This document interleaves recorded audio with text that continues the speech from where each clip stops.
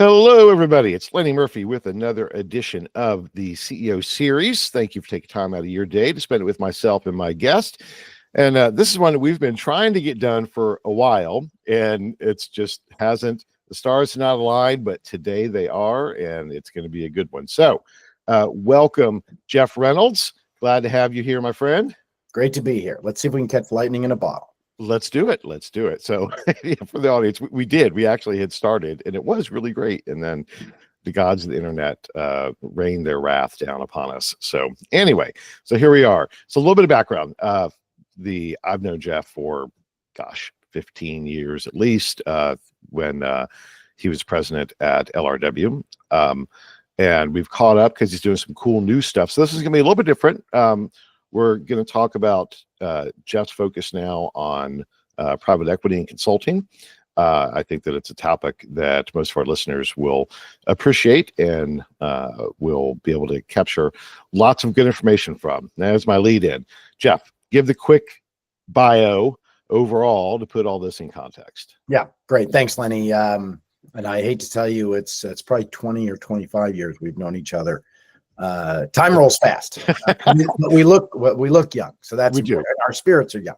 I spent most of the last 25 years in the insight space. Grew up at a firm called LRW.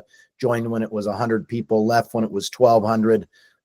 Help be part of a management team that brought on private equity in 2015. That got the founder out of the business. We were about 400 employees then.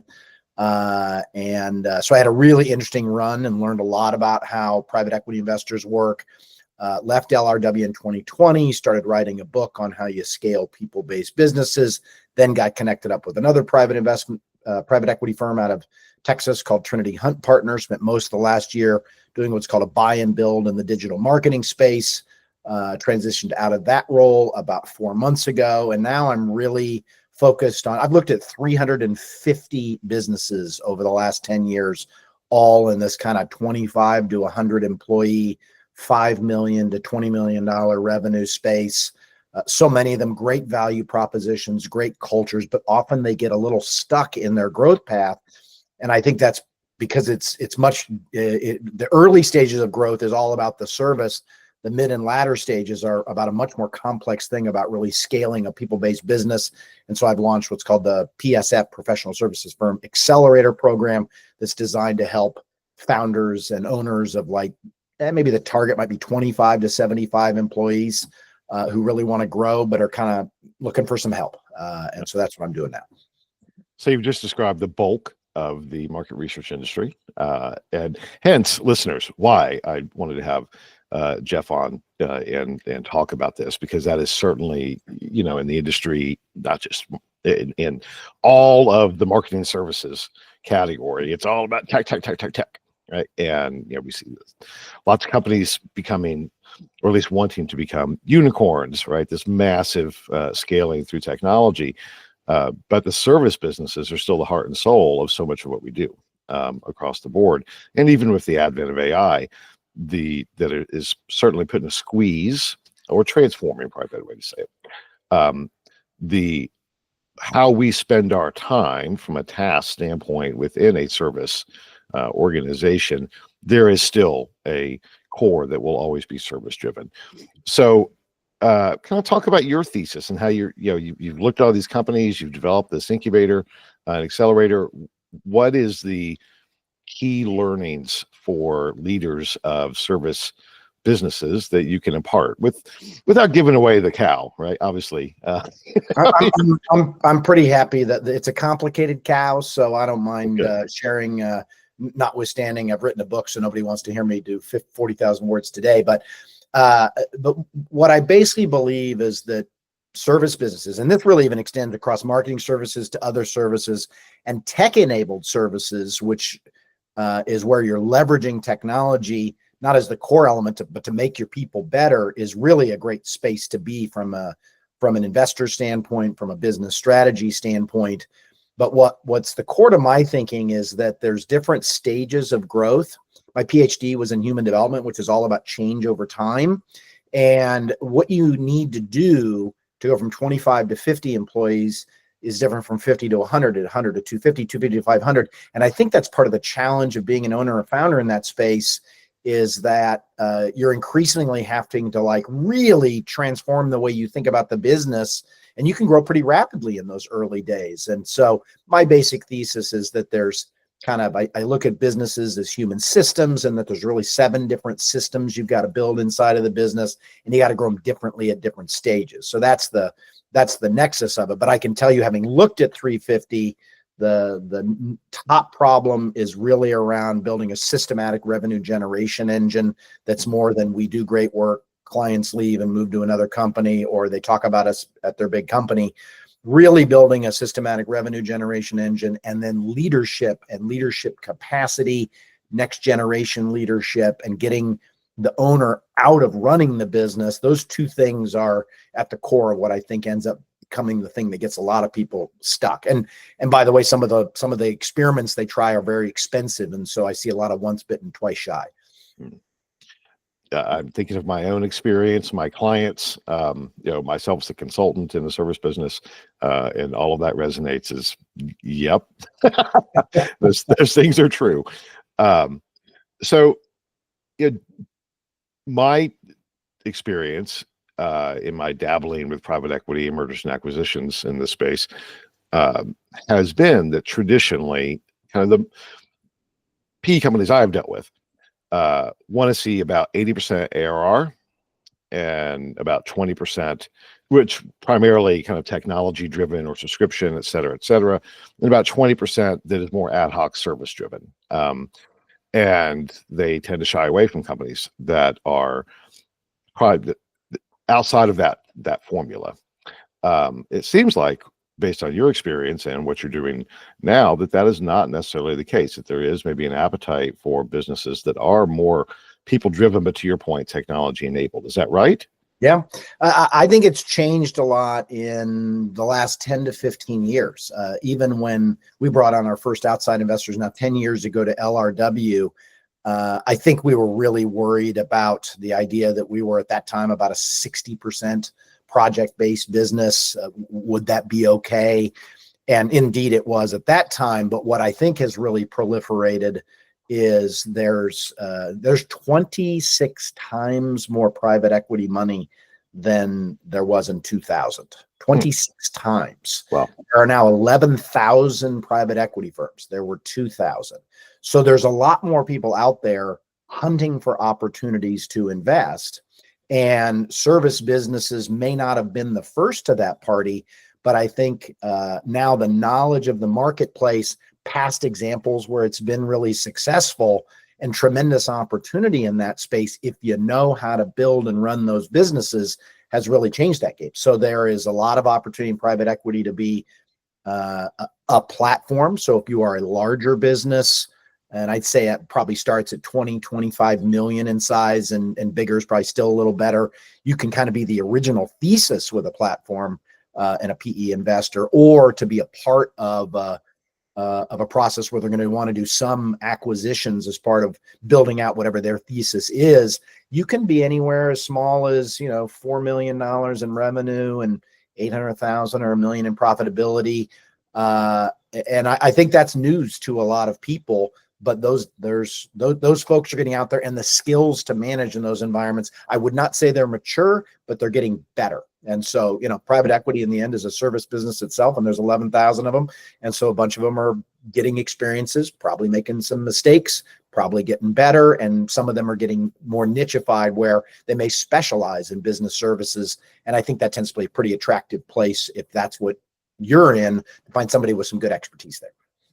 So how do you find those companies, though? So I work closely with Oakland Silver Phillips investment bank, and they're low to mid cap player, and there's other folks, Seema Vasa, Kristen Luck, in our industry that also play in the M&A and investment banking. And the challenge always seems to be that finding a fit for strategic investors. So let's say, and we worked together with LRW at one point, right? You already had the money, you had a thesis, and I helped for a little bit to try and identify potential companies to be part of that thesis. That's one thing. But if you're, my experience has been, and I guess I'm talking to the wrong people, is, if you are at that smaller scale to find a private equity deal directly, one of the investment bankers don't particularly want to deal with it, because it takes as much effort for a $10 million deal as it is a $100 million deal. So they tend to focus on the bigger stuff. So finding the right partner seems to be part of this challenge overall. So thoughts on that? Yeah, what I would say is there's been tremendous ecosystem development, Lenny. So I think part of your challenge may be the people you talk to see the world in a certain lens. So maybe today I'm giving you a different lens on this, but there are I'll give you a few things. There are buy side brokers, which are people. There's sell side and there's buy side in M&A. Sell side is the one people typically think about. You hire a banker to help you sell your company, but there are buy side advisors and buy side brokers whose job it is to go out and find companies. Right. And the honest answer is, if you take all the services space, certainly marketing services, certainly consumer insights, finding a list of 1,000 of them is not a hard thing. And so then you put some manpower against stirring up those conversations. And, the answer is there's a million services businesses. They represent 13% of GDP, but I've concluded there's probably 100,000 that are at least 25 employees. And so, again, in insights, I'm going to guess there's several hundred that would meet that standard. And so what we did in my last buy and build, we built, a relatively resource intensive M&A engine, which meant we had brokers out there helping us. I had a 2-person team. And out of that, in 3 years, we looked at 250 different businesses.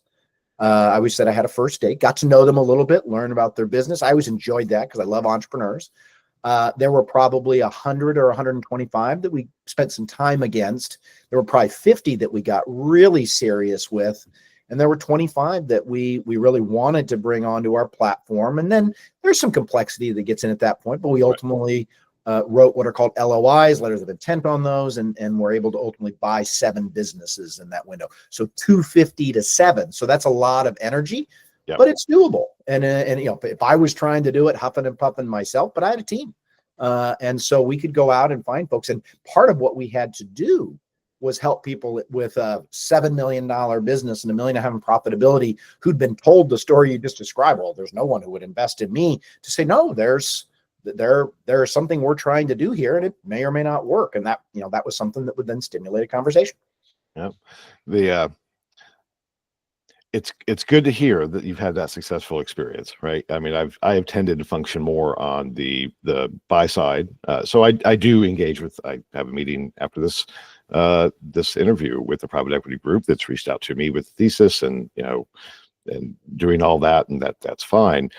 Although they are playing in the big leagues, right? Versus, the smaller company. Yeah, I classify PE funds into 3 buckets. I'll call huge, which is like KKR and BlackRock. I mean, right. Billions. Bain would probably be in that top 10 list. Then I would call large, which is they've got $1 billion in each fund. They may have raised 5 funds. They've been around a while. And that's the group that probably you're spending time with. Yep. And if you've got those kind of dollars to invest, it's hard to move the needle with small investments. And so they tend to not look at them. But then there's a whole group that is often called micro cap. And again, there are several thousand of those that have $100 million to $1 billion to invest.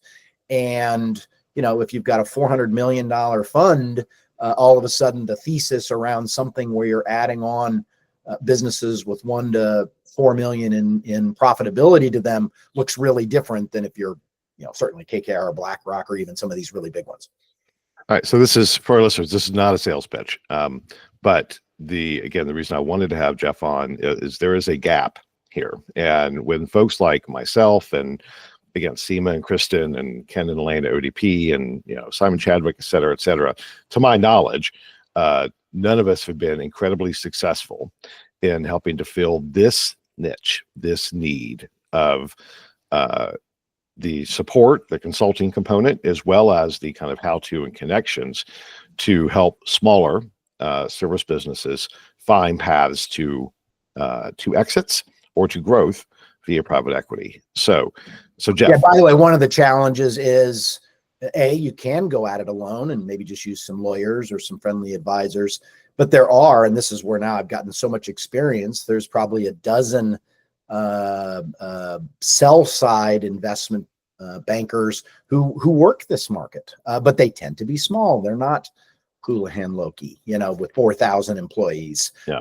And so that's where you get this kind of product market fit match where they don't have a brand. Somebody in Kentucky wants to do a deal. They don't know how to find these guys. They're not even showing up in search. Is anyone any good?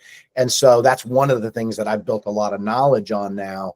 Part of what I do with the Accelerator program can be to help people, grow their business so they can be in a position if they would like an exit. But some of what I do is just support owners on their goals. And if somebody's got a business and it's ready to go, well, perhaps I can help fit them with the right sort of a buyer, depending on their goals that would support those things. And that's, it's that's one of the benefits of being a crusty, somewhat gray-haired veteran, is that I enjoy leveraging all of the nicks, cuts, bruises, scratches, and broken bones that I've assembled. Yeah, we got it for a reason. Try to help others, have success and achieve what they want to achieve. So let's dig on that a little bit more, because I think that's kind of the crux of what I was hoping we would get to for our listeners. That again, what you're describing is the bulk of the industry overall. So let's say you're a $5 million qual shop, do great work, even have lots of retained contracts, et cetera, et cetera. What could you do to help? And the owner is looking for, look, I'm 60, I don't want to do this forever. So kind of talk us through that hypothetical. How you would engage with somebody like that and what you could do to help. And again, listeners, it's not a sales pitch. But I do think that there's a gap in the market for this type of resource. And hopefully, Jeff could be a resource for you to help figure this out. So I think the first thing I do is, shockingly, is an assessment to really understand the fundamentals of the business. But I think I look at the business more like imagine a housing inspector that comes in to look at your house is going to look at different fundamentals than somebody that's wanting to do a photo shoot for Architectural Digest, or a friend that walks through. I have ways to look at the bones of a business that tell me about its strengths and its weaknesses. And, let's be honest, some businesses wouldn't be investable. They just wouldn't. Right. If it's a lifestyle business, you're taking all the capital, all the profits, et cetera, et cetera. Well, there isn't necessarily a problem with that, but if the business is shrinking, is losing clients, has got a lack of a leadership team, isn't demonstrating even great client retention, and certainly one of the problems with insights now is that it depends how you define the insight space, but it's not a rapidly growing category like some businesses. And so for example, if you're a Salesforce implementation business, people-based business, project-based, but of course Salesforce is going berserk at every level, and that's there you've got industry tailwinds at your back. So insights is definitely tougher these days.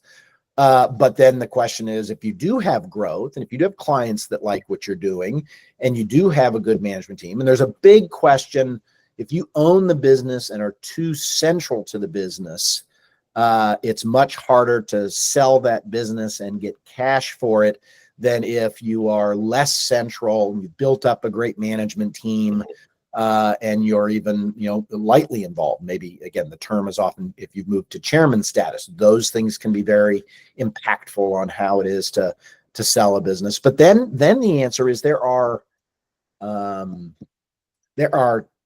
tens of I mean, probably tens of thousands of potential investors. And so you've got to get the word out, because somebody may want to come to the US, or somebody may want to go to Europe, or a strategy firm may be looking to bring in some insight. There's a lot of where you've got to get out to a large number of people. And there are certain investment groups or bankers that do a better job of that than others, particularly those leveraging technology. And so more bats, more swings at the plate is going to increase your chance that somebody's like, that's the exact type of company that we've been looking to add. And, I always bucket those I'll put them in 4 buckets. Strategics, which I think we usually think of as like the big players, the Ipsos, and, frankly, LRW Material is not probably one of those. Then you've got the strategics that are adjacent, which is, well, it's really a European-based Hypothesis was recently acquired by a European strategy group that really wanted insights in its capability. And I've heard that's been a wonderful transaction. So strategic, but I call adjacent strategic. Yep. Third would be a private equity platform where you're the first investment. And then fourth would be a private equity, bolt-on or add-on where you'd be added into something that's still private equity backed and not huge, but like you're not the first one in. Okay, that makes sense. That's about how I would describe it as well. So and we'll be conscious of your time as well as our listeners. It seems as if obviously the private equity space is growing. To your point, the tons of new entrants. And there's also been a little bit of, I think, a perception that private equity is just all about arbitrage and profitability, and they're squeeze every drop out to head towards that 5-year exit window. Are you seeing changes in the principle behind some of these private equity groups, that they're a little more aligned to long-term growth? They're thinking more innovatively. They're thinking about a bigger vision rather than purely a financial mechanism of just profitability and exit. Yep. So the answer is yes. And the answer is we're still in the early innings. Okay. And so there's 2 places in this important market in the private equity space that are gaining knowledge quickly. But first of all, again, if there's 11,000 of them, there's some that are further along that curve, and there's other ones that are trying for the first time, like a bunch of entrepreneurs. Yep. And so there's a lot more that are starting to understand how service businesses work. And if all you're going to do is use debt leverage and EBITDA arbitrage and not create a company of value, the second part of this, which are, no matter what, to have the exit for the private equity folks 3, 5, 7 years later, somebody's got to want to invest in that with a new thesis. Those folks are getting wiser to what I'll call, sometimes if I'm being pejorative, I'll say a Potemkin village of value creation, where it looks pretty on the outside, but inside you haven't really created a great human performance organization, tech enabled or not.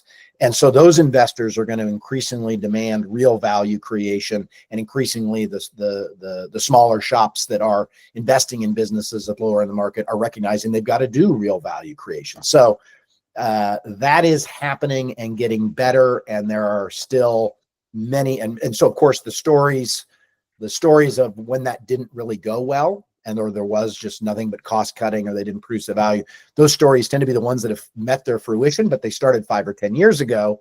And so the market, the results out of that market, right, have a delay of 5 or 10 years before you start seeing the benefits. So I'm there on that front end more to know that there's a lot more folks. But if I was advising anybody, if private equity comes calling, first question is, tell me about your experience in business services. If they exclusively do business services, that's a good sign. Or if they've got a good track record of multiple business services investments, particularly ones that have already been realized because they did them 7 years ago, those are great questions to ask. And if the answer is they don't have good answers on those things, now you're playing with a little more fire in terms of, hard to know.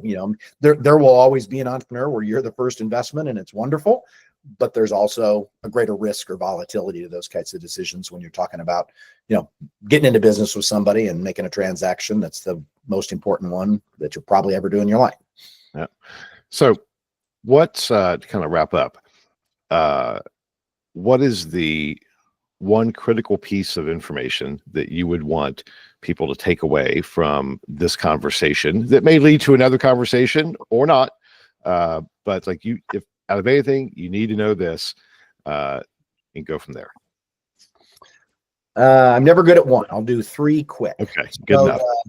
The first one would be, there is probably more opportunity to do something, a transaction of sort with your business earlier than most people think. And there's some advantages to that because, you can de-risk your entire net worth being in your business. You can actually get smart people from the outside to help you. So that's real. Secondly, if you're not interested in transacting, there are ways to burst through some of those challenges. And first of all, you're not alone. Most people that start service-based businesses are usually really good at the craft of whatever the service is, whether that's Salesforce implementation or consumer insights. And then you hit this spot with 50 people and it's like, man, you're running a business, sales, marketing, finance, systems, all this stuff. You're hiring your first CFO. Should I outsource? All these questions.